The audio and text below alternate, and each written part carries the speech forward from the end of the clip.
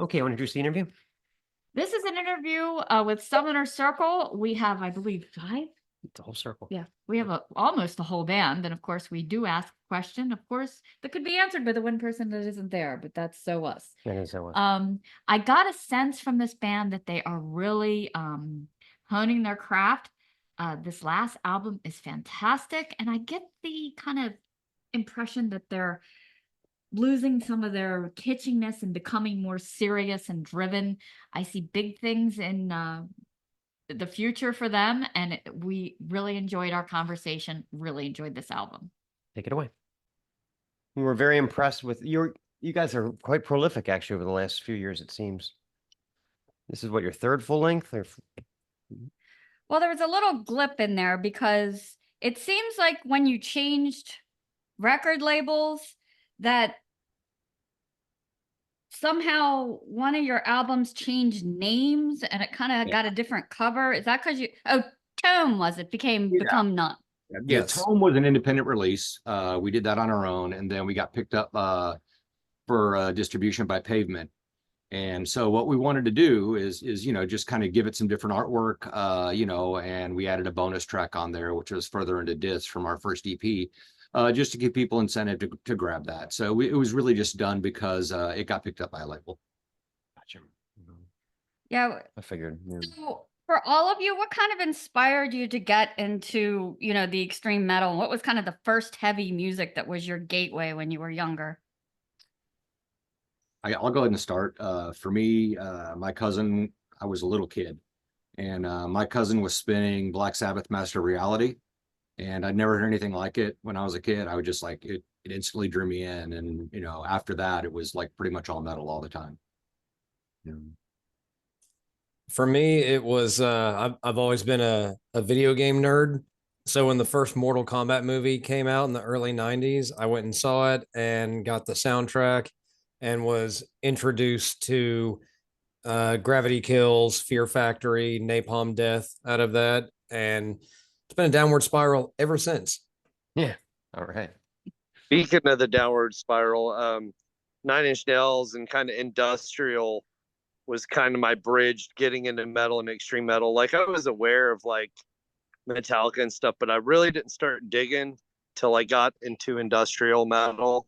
And I just really, once I dug into that, I just started digging into a lot of different forms of metal. And of course, Marilyn Manson's really tied in with Trent Reznor too. So stuff like that.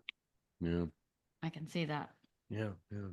As for me, I was into heavy music, or like, kind of like just generic metal, if you will, like almost like the radio rock stuff.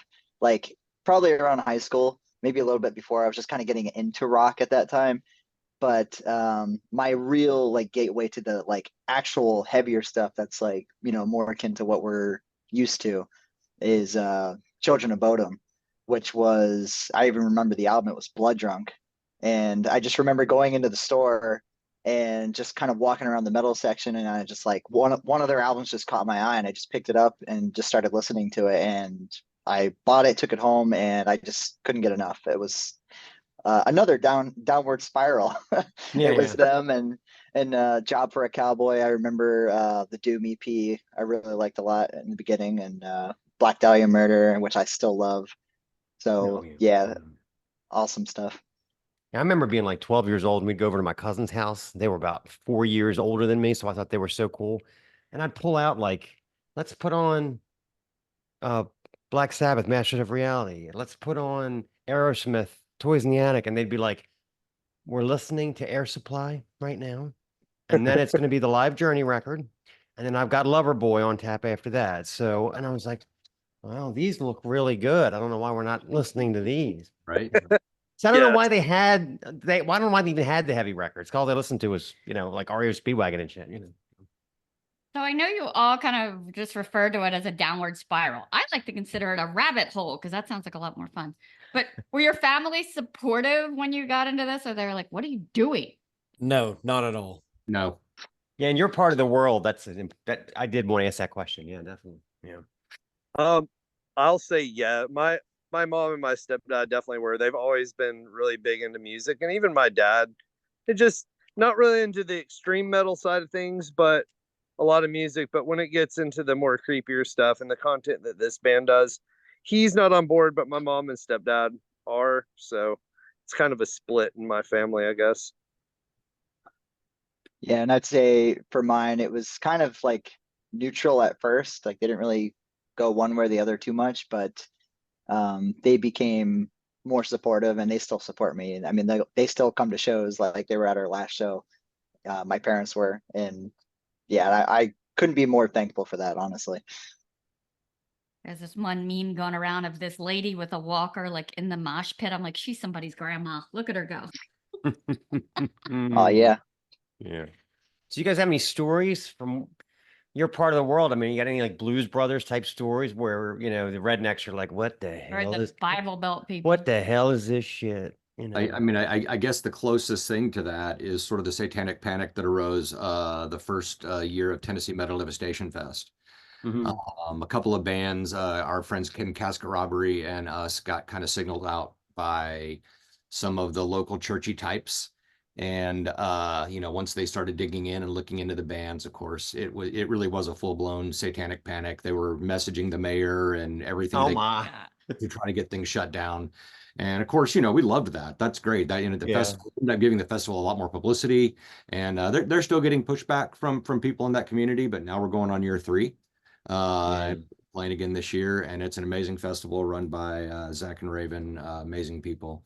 So I guess that is our closest, you know, brush with something like that. Yeah. Now that's great. That's like the Alice Cooper rule, which is you don't want to be in the music news. You want to be on the news. Absolutely. That's how you Right. get Yep. exposure. Yeah. And would they say me in that Ashley Madison? Oh yeah. Took good about me, talk bad about me, but talk about me. Right. Right. Yeah. Right. I've always said, you know, better to be, you know, it's not always true, but, you know, better to be hated than ignored, right? So Oh Exactly. yeah. Yeah. Yeah. My only experience with Knoxville, I think, was 82. We went to the World Fair there, and it was that year, for some reason, they picked the worst theme ever. It was our country's nuclear reactors. I was like 12. I was like, what is going on? oh yeah, Wow. because Oak Ridge is right here, of course, you know, the big nuclear power plant is I right. think I was like 4 or 5 when it was. I remember going to it and being on the giant Ferris wheel. But for me, I was a kid, so it was I all don't awesome. remember when The Simpsons went because I didn't move here in, you know, 98. And I remember we stood in line with my parents and we saw like Juice Newton play some high school gymnasium. I'm like, what are we doing? That's right up your mom's alley. That's right up her alley. Yeah. Oh. So I love your guys' kind of Matt Harvey-ish type sense of humor that you throw into all of this, as long as with the serious. But I love your tagline, join us and become none. What inspired that greatness? Well, I didn't take that one. I think with that one initially, when we were writing the song Become None, I specifically wanted to play on the anti-religious trope of referring to non-theists as nuns, Nones, and just thought it would be a kind of a fun way to address the people in the crowd and the people who follow and support us, is to refer to them as nuns. So the song Become None is a little bit of a step away from the cosmic horror stuff that we were writing about at the time. And it's kind of a thinly veiled open invitation to think freely and step away from the ideas that have been indoctrinated into us via organized religion. So we wrote the song Become None, thought it was kind of a catchy title. So it just became just an all-around open invitation to join us and become none. I love it. Yeah. Well, yeah, I did notice the thematic changes here, and it's definitely up our alley because we have been personally victimized by the Catholic Church. Don't worry, I'm in recovery. I'm no longer Catholic. Thank God. Yeah, but you know, I think all of us have had like a really bad experience at some point. Can any of you recall something dumb or just something you were just like, this is not for me? Or sometimes it seems like people, the more religious they are, the more evil they are, like the BTK killer, you know? Right. I mean, and there's always exceptions to the rule. I'm not going to say that all religious people are evil. I know a lot of really good-hearted, good-natured religious people, You know, as long as they are maintaining their beliefs to themselves and not trying to force it on other people and not trying to legislate other people's lives based on their personal pet religion, then we're going to be fine. But it's those people who prefer to cross that line. Those are the ones that I have a problem with. And those are the ones that I want to very openly speak out against. Yeah, I mean, it's kind of a trite saying, but freedom of religion also implies and should imply freedom from religion. So, Yeah. it shouldn't be something that you have to do or be forced into. Yeah, I mean, it sort of takes care of itself in some ways. I mean, who's creepier, the guy with the deicide tattoo or the one that says Revelation 7:12 says the oceans have burnt, quoting the Bible is the creepiest thing you can do. Right? Put this cracker in your mouth and it turns into the flesh of Jesus. Right. Like, Yes. I'll pass, thanks. I'll quote Corinthians 11:7, and you're like, okay, crackhead, So But I totally agree with your theme that it's a cult. I mean, we love shows about cults. I think we sat there and watched a We've whole watched bunch all of them, I think. People magazine. Yeah. But what are the craziest ones that you have heard of as far as, I mean, outside of religious cults, which are cults? right. Organized. Like the one that, what was it? The one they were all going to commit suicide when the comet came over? Or... I mean, there's a lot of those, but I think one of the creepier ones that I saw actually came from a documentary that I watched on Netflix. It's like a 10-part docuseries called The Keepers, and it takes place within a Catholic school in New England.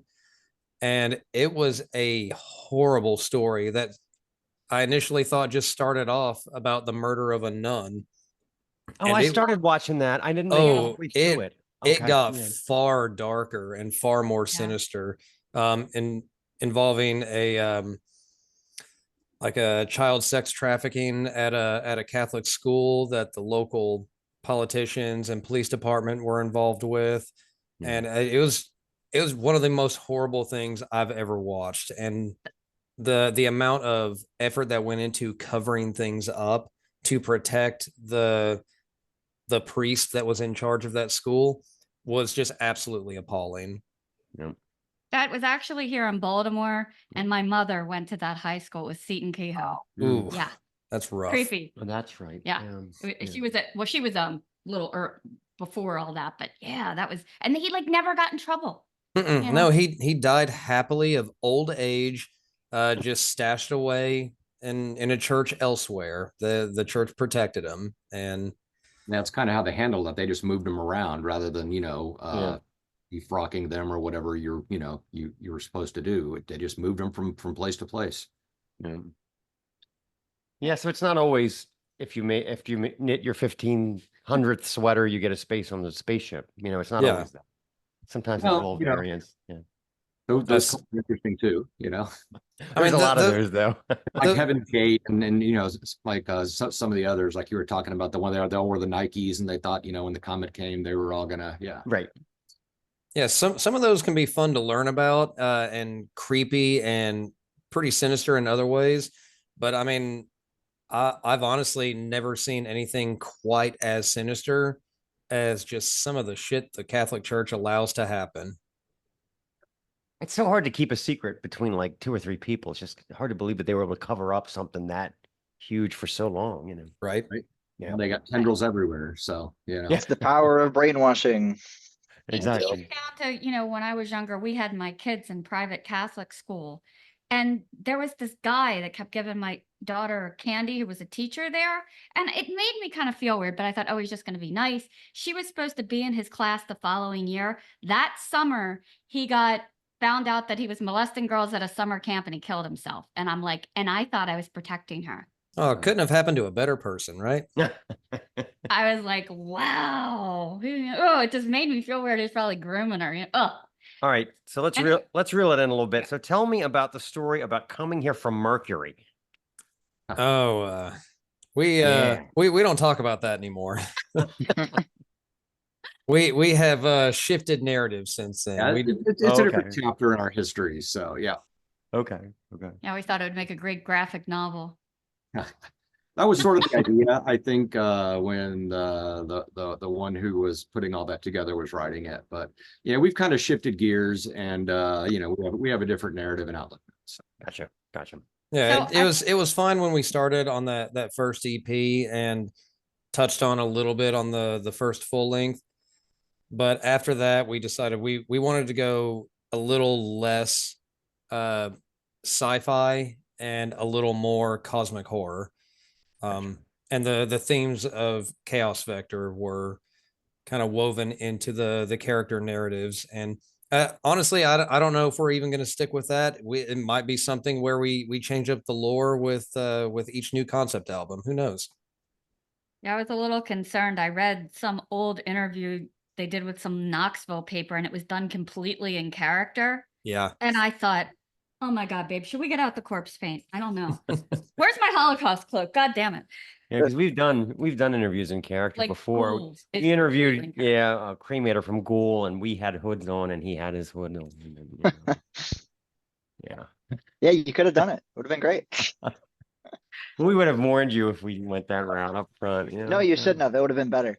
Yeah, just surprise us. Then we'd have to jump into character also. So Yeah. It's always entertaining when the people that are interviewing you have the makeup on and you don't, because that's happened Yeah. at a couple.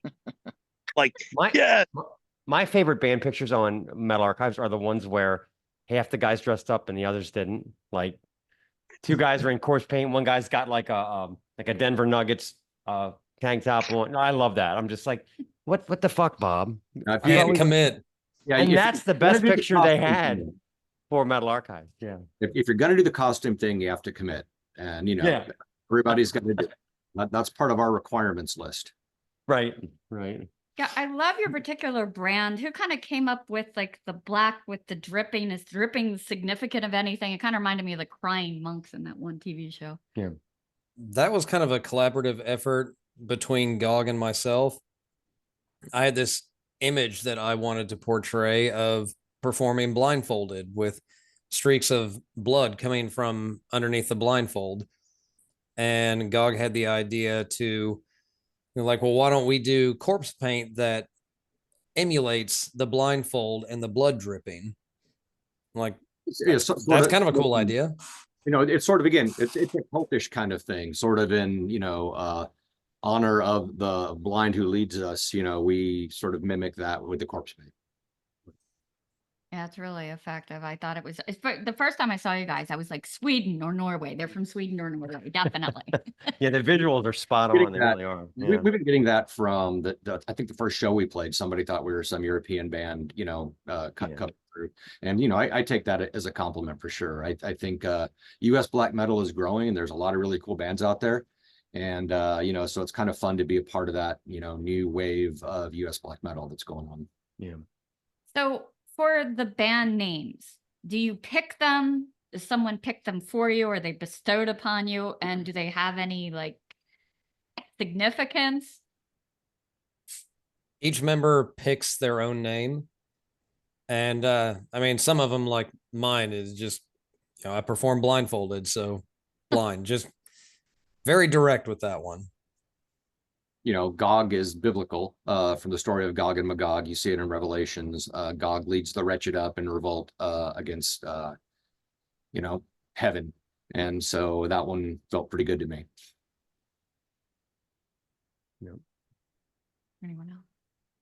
But yeah, you kind of just pick your own. We didn't want to bestow it upon somebody. We want somebody to like be able to express themselves through, through their name.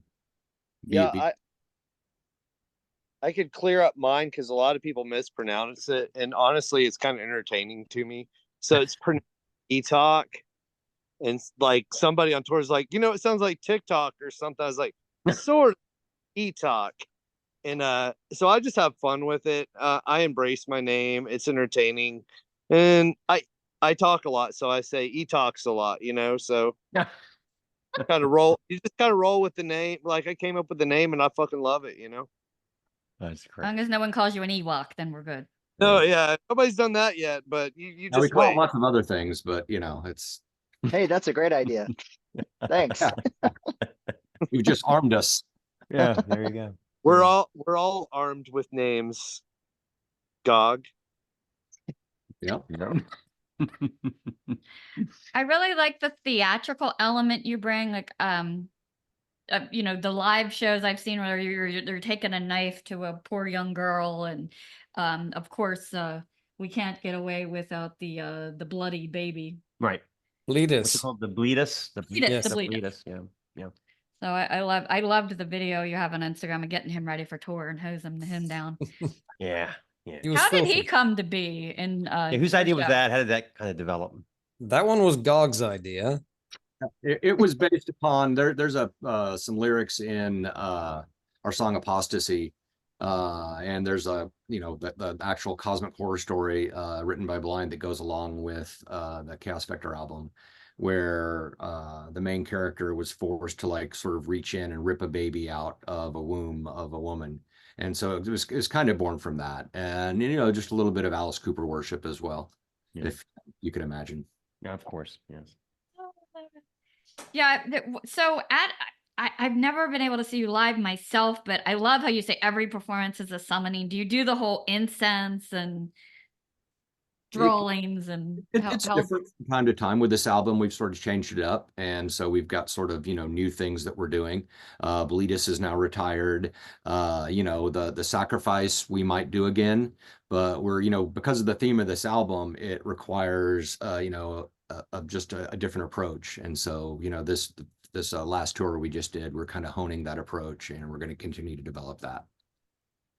It's We may interesting. bring some Somebody of that- sent me a video. It was Watain live. I think it was like 2 years ago, right? Yep. And I watched it and I was like, dude, this is Wasp 1986. Come on. It was exactly the same shtick. They were throwing the meat in the crowd. There was the blood, I was like, this has been done. It's not to sound like a boomer, but come on, Yeah, I mean, everything's been done though, when you think about it. You have to take it and give it your own flavor, Mhm. I mean, shock rock, whether it's shock rock or black metal, I mean, That's right. Yeah. it's all derivative of something else. So what you have to do is just kind of give it your spin. And I think if you're honest about it and you do it with emotion and you put it out there, people are going to buy it. Yeah. Yeah. That- You can tell right away if something's derivative, or we can, if something's derivative, or if it's something it's just a fresh take on something like a classic idea. Yeah. Yeah, it's kind of like live performance, like any of the arts with live performance. You go with a thing that's kind of your shtick, so to speak, and you do it for a while, but sometimes just like in stand-up comedy or anything else, you change your bit, you go for something completely different, you experiment. Is this going to be a good performance? I don't know. So the last tour we just did, the cult tour, things seem to go really well. We're trying to figure out what we're going to keep tossing, but I like to keep people guessing on what we're going to do too. So it's the fun of that.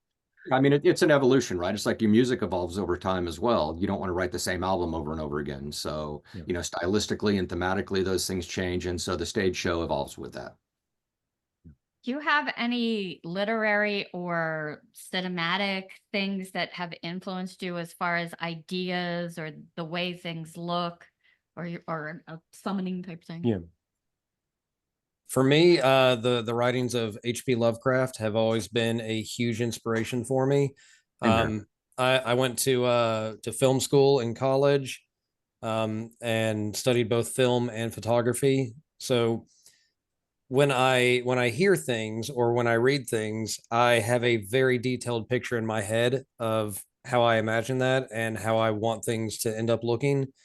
So I just try my best to recreate that. Yeah, I mean, same here. My degree and my college degree is in film, and so I tend to see things very cinematically. And it's for as far as literature goes, I grew up reading a lot of horror, a lot of cosmic horror, a lot of Lovecraft, a lot of Robert E. Howard, just cool fantasy and sci-fi stuff that I grew up with that sort of helps sort of feed the vision, so to speak. Yeah, as soon as I was like Summoner Circle, I had to break out I used to read my kids these books. These are, it's called the Bartimaeus trilogy by Jonathan Stroud. And it's all about like this alternate universe. And the people in the universe are magicians. But how they're magicians is they have to summon these demons and like keep them doing their bidding. And it's about this young boy who's kind of an apprentice to this asshole magician. And he decides he's like 9 years old and he's just going to skip it. And he accidentally summons this demon. And it's kind of like his war coming back and forth, but they're so, oh my God, so good.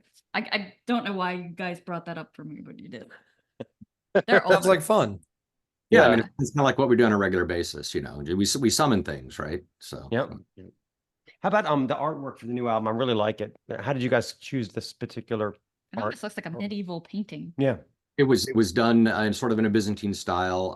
The artist is Misanthropic Art, and they've done work for Behemoth and numerous other bands. And just looking through their style, you know, we wanted to do something that had that sort of feel of a medieval woodcut or painting. Yeah. And in that kind of Byzantine style that he had done something similar for Behemoth. So we approached him and gave him the concept, and he's one of the people, he chooses bands to work with that he likes. And you know, he likes the theme. And so, you know, we were fortunate enough that he kind of bought into the vision we had, and a little bit of art direction. He got that cover done for us, and it's amazing. We Yeah, couldn't it get turned out great. the inside art on the CD itself was sort of riffed off of that style. Riffed, R-I-F-F-E-D, not ripped. And my wife, she's a graphic designer, so she kind of did all the accompanying artwork for the release. Yeah, we had a lot of favorite tracks off this one. I really like how you start out of the gate with that Apostles' Dogma. What were there actual bells, and how many people were actually singing to make that kind of choir feel at the beginning? One. Smoke and mirror. Multiple voices. Yeah, Nadir, our keyboard player, is multi-talented, and he composed that piece from the ground up, including all the choirs and symphony and, you know, and symphonics, and recorded that. So, you know, props to him. Obviously, you know, this is his first album recording with us, and he really added to that symphonic edge and brought that into the new material. And I think it's allowed us to grow in the direction that we wanted to go in. My God, I thought you borrowed Ghoul's Moron Cavaline's Shackled Choir there. Yeah, so that was one of them. Another one was that really long Prophet of Death. So when you build those atmospheric elements in, do they come first, or does the harder stuff get written first, or is there no set formula? Yeah, that was one that Etalk and myself wrote together. And that one kind of came together naturally. It started with a bass groove, and we just started improvising around that bass groove. And it fell together. So you know, we tend to write pretty organically. We'll come up with several, you know, I'll come up with a few riffs, and we'll sit together and we'll play them together. And, you know, I'll say, I think these riffs will work well together. And, you know, he'll compose some bass parts for it. And, you know, when we get something that we like, we do a scratch recording, we send it to Invictus to write some drums for. And, you know, to Nadir to do keyboard parts for. But Nadir has a different approach. He kind of builds the entire song together. And then what we'll do is we'll kind of modify the parts to fit the way we play. So there's a couple of different approaches going on, but we're excited for this next album because it's going to be the first album where we've all written together, as opposed to composing things sort of separately. So I think the next album is going to be a lot of fun for us. Oh yeah. Yeah, Gog's really good at me and him jam together a lot, and he'll remember stuff that I jammed on like 2 years ago and be like, you know, that one thing probably go pretty good right here, or we'll just start riffing on it. And yeah, I'm looking forward to the next album because the writing process is going to be a very interesting growing experience. It's going to be good. Yeah, Invictus is just a beast too. I was like, definitely jazz background in there somewhere, right? I'd like to say yes, but no. It's that whiplash level of intensity. I'm like, yep. He's got the feet. Yeah, the fast feet. I appreciate that. So I love your videos too. Irreverence of the Cross, I love it. And then I love your playthrough. What the heck is that red kind of V guitar? I'd never seen anything like it. That is a solar guitar. Ola England, who played in The Haunted and 6 Feet Under, I believe. You know, sort of a famous musician in his own right, came up with his own brand of guitar. Originally, they were through Washburn, and then he broke off into his own company called Solar. And the guitars are beautiful. They're at a affordable price point, and I bought myself one. I liked it so much that I approached them about becoming a featured artist, and so I am now. And they're really cool guitars. Like I said, for the price point, they're spot on. And I can imagine kind of compact. But I Well, also like in that irreverence of the crust that you feature so many different types of guitar stylings. What kind of influenced you to kind of put everything together? It's just a really good mix. yeah, I think that's sort of just our different influences, coming together. Of course, you have the black, it comes out of the gate, just this black metal, just hits really hard, a little more melodic to the chorus. But the part that most people are referring to is the sort of the part where we take it down and we kind of go into a bluesy, clean, atmospheric part. And that's definitely, I'm a big blues guy. And I think it's kind of fun to try to bring something bluesy into the world of extreme metal. You don't see it that often. And so it was sort of just something that happened. And, the little solo that goes along with it is just a nice little twist. And, it was very intentional. I knew I wanted to do something like that and then build it back up into the epic part that follows. And, just fortunate that it worked out the way it did. And I'm happy that people really like that part. Oh, Stace sends me the videos. I've been watching your videos. So between the video with the girl and the knife and then the girl being drowned, is there someone's poor girlfriend who's always the victim of shoots? Well, funny thing about that is that on the Irreverence video, the girl that is being drowned is actually a former bandmate. Oh. She actually wrote some of the guitars on that song. And unfortunately, she had to step down from the position for health reasons. And we just love the stuff that she wrote so much that we wanted to honor her and keep those. So when it came time to shoot the music video, we asked her if she wanted to come in and be in the video itself. Get her head dunked in a pool of water. Yeah. Yeah. God, I love you even have like the underwater shot that, as if you didn't get enough impact. Cinematic secrets, that was done in an aquarium. Yeah, it's Yeah, we're always on the lookout for that. We watch a lot of videos, crucifixions, drownings. We know there's always stories to these events, up to the shootings. So yeah. Yeah, I love the shot of humanity too. And although I know one of you always plays blindfolded, how was it like being blindfolded for that long? For me, I've gotten used to it and it's not a problem. For the other guys, I heard them complain so much all day long about it. And I just kept telling them, I don't want to hear it. Yeah, walking into it things. was definitely something. The concept of the masks that we wore was something that Nadir put together. And originally we were only going to use them in just a section of the video. There's like a shot where you kind of see these figures, these shrouded figures hang out in the background, but we liked the way they looked so much, especially when we were looking at the camera footage, that we're just like, let's just wear them. It's similar to the makeup, but it's different. And we're hoping to have something like that to incorporate live very soon as well. But that will allow us to see a little better. What kind of did the little red riding hood she almost looked like to me with the crazy makeup kind of symbolize? She was the only non-blindfolded person. Honestly, you would have to have our keyboardist Nadir on board to answer that one. That one was kind of his vision.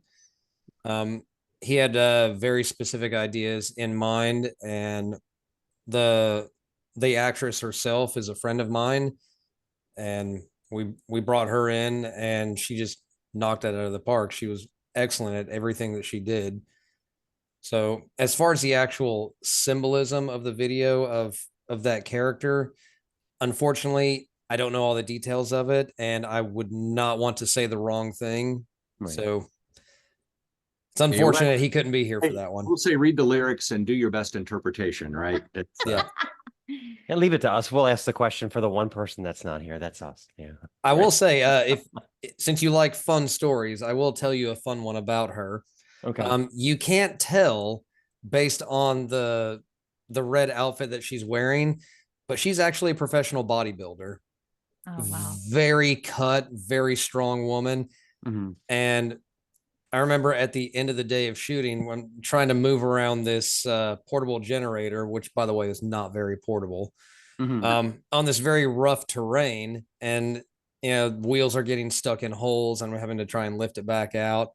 And she just comes right on over after she's already removed the robe. She goes, Josh, do it like this. And she just kind of squats down, grabs hold of it. She goes, lift with your legs, and just hoists it right up and just carries it on. Like, Oh my God. thank Demasculates the entire band. yeah, just I did not know that happened. I missed that. I'm it sorry. absolutely did happen. And I'm just sitting there like, yeah, thanks for propping me up in front of my guys. Every time we're trying to load gear, I tell them the same thing. No, lift. You have to lift it. Yeah, I am lifting with my back. That's how you do it, right? Yeah, maybe you needed her on Cult of the Dead Sun. I was thinking, how did they get all those drums out in the middle of the woods? Yeah. Well, One at a time. yep. Fortunately, it was a friend of ours' property we shot that at, and so we were able to drive a good way in. But yeah, it's like anytime you're setting up sort of in nature like that, the drums are always probably the toughest thing because you want to try to get as accurate a playthrough as you can when you're shooting the video, obviously. And if you're on uneven terrain, it can make it quite a challenge. Yeah, my pedals were balanced on, I think, sticks and rocks. It was fun. Wow. Wondering how many leaves you had to pick out of everything when you were done. A lot. That's the true wolves in the throne room, black metal from the woods. Yeah. Does your keyboard player always play like it with it strapped on him like an accordion like that? Or is It's a it keytar. It's Guitar, keytar. right. Guitar. Yes. Yeah. I knew And, there was a name for it. Yeah, it affords him a lot of mobility on stage and allows us to, have another member that's out there headbanging and playing along with us rather than being trapped behind a keyboard. That's a really great idea. Yeah. Well, we play a game on the show. It's if you guys are up for it, it's called Blaspheming Monikers. Okay.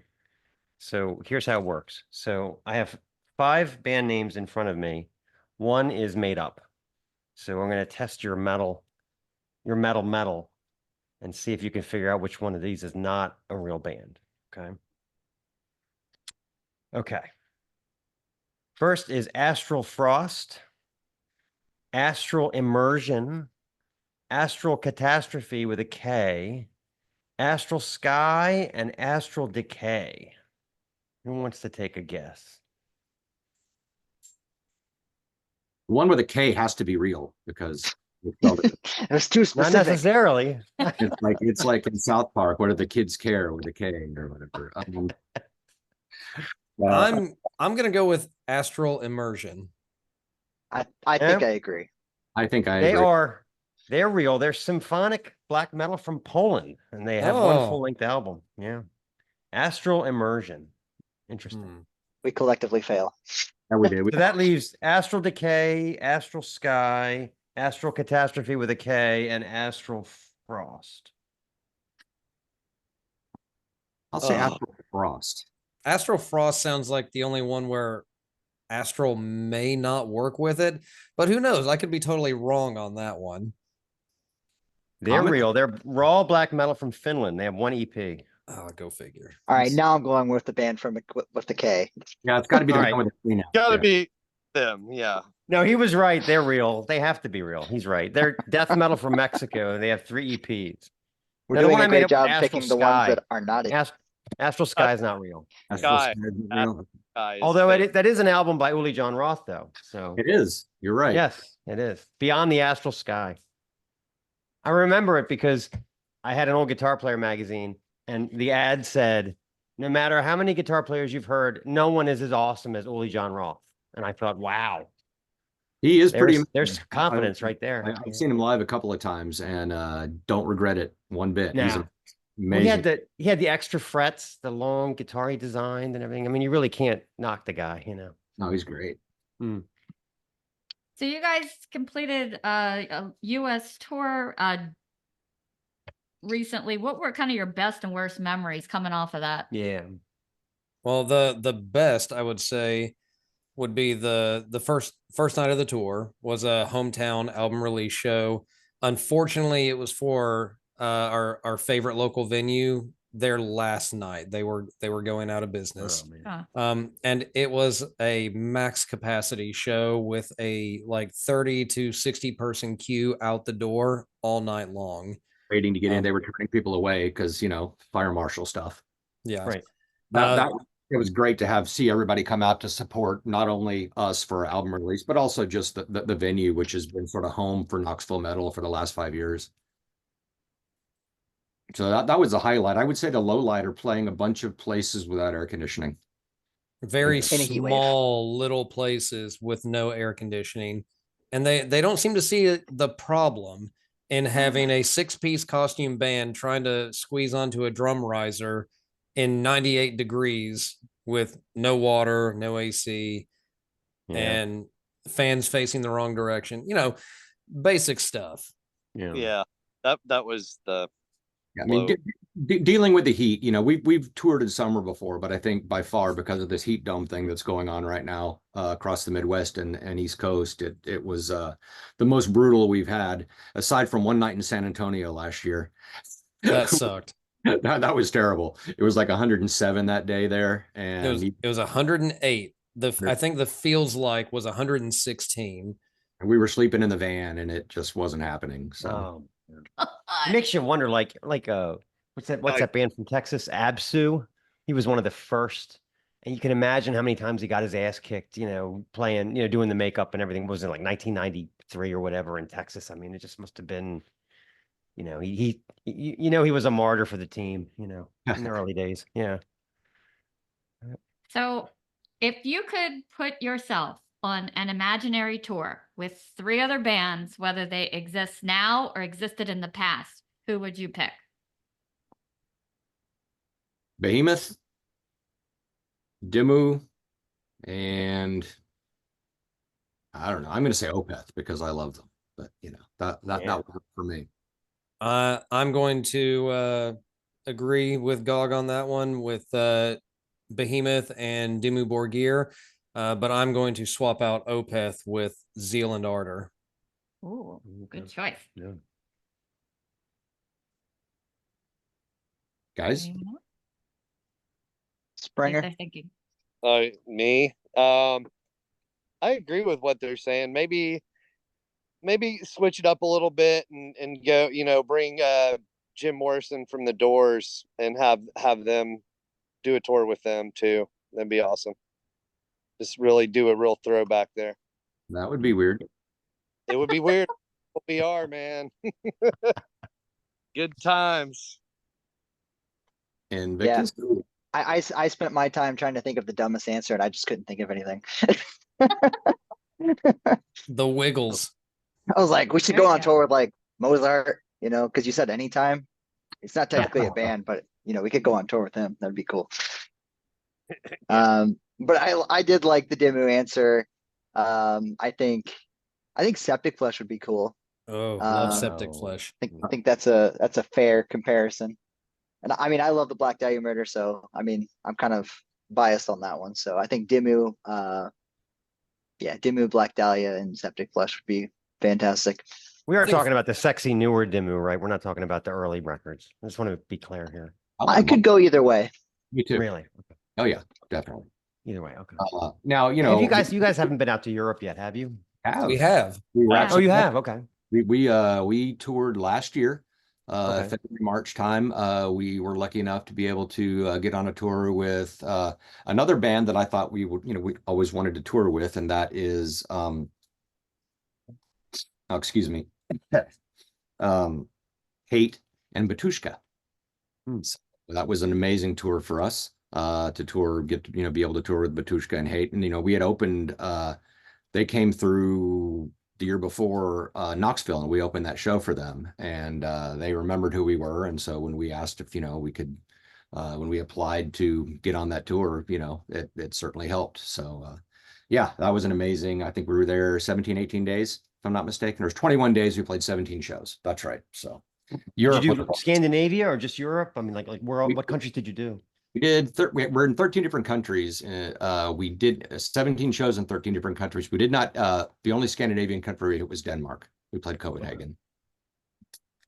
Where were the craziest fans? Budapest.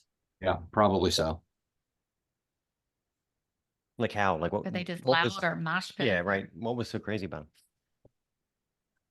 I can't say they're actually crazy. They came out in droves. It's probably the largest crowd of the It was the Okay. largest crowd. If you just want the craziest crowd, pick any of the Netherlands shows that we did, whether it was it Apeldoorn, Snake, or Rotterdam. They turn out and like a lot of Europeans, when they come out to a black metal show, they just kind of stand there with their arms crossed. They just maybe nod their head a little bit, but they're just watching. They'll cheer in between songs, but they're just watching. They're more reserved, right? Yeah. It doesn't mean they don't like it. It's just sort of how it is in some countries. How they Yeah. digest it. Right. But all the folks that came out from the Netherlands, they just got into it. They ate it up. And it was a lot of fun to meet and hang out with all of them. Yeah, we made a few super fans from the Netherlands too, so we're very grateful for that. That's so cool. Well, good. That's great because I mean, I know it had to be like night and day compared to some of the rougher dates in the U.S. that you guys have endured. Like you were saying, 100 degrees and no AC, and I think overall, well, yeah, I mean, we were on a big tour bus there too, so that was great. And it was the winter. Yeah. But okay. overall, I would say I think hospitality is better for bands in Europe. Yeah, that's what we hear. Yeah. They actually feed you decent food. And most of the venues have showers. Yep. And one of the biggest things that was eye-opening for me and the band was every CD that we brought with us, we sold every CD. Like they buy the music there. They don't. It's just like really eye-opening to see that. It's like polar opposite of here in the US. They're going to buy the t-shirts first here, and then maybe they'll get a CD. Yeah. Over there, they want the music, and physical is still a thing there. So that was really refreshing to see that. Did you do vinyl too? We have vinyl coming out for the new album. It's available for pre-order if you go to summonercircle.com and click the store link. But we did not do it for the last album, the Chaos Vector album. Yeah. So what's coming up next for you guys? More touring. You Yep. know, just get some tour dates set up. We're looking at something in the fall. Sort of around the time that we'll be playing Metal Devastation, Tennessee Metal Devastation Fest. So I think that's on October 5th. So we'll do something around that. So think maybe late September, early October dates that we're setting up. And of course, there's other irons in the fire, so to speak. I hate using that term, but it's true. There's more writing going on, and we're looking at upping sort of our, maybe doing some costume updating and some other things to make the stage show better. So always busy and always tinkering. I think you guys would be great at Maryland Death Fest. I think it'd be entrancing to watch the whole experience. You're kind of like wolves in the throne room. It's not just, yay, it's a good riff. It's a whole experience. I think it really we would makes love it to rich. do that. So, if anybody's listening from MDF, Yeah. But there are good riffs, I will say that. There are a lot of good riffs. This is the Snaggletooth Extreme Metal Podcast.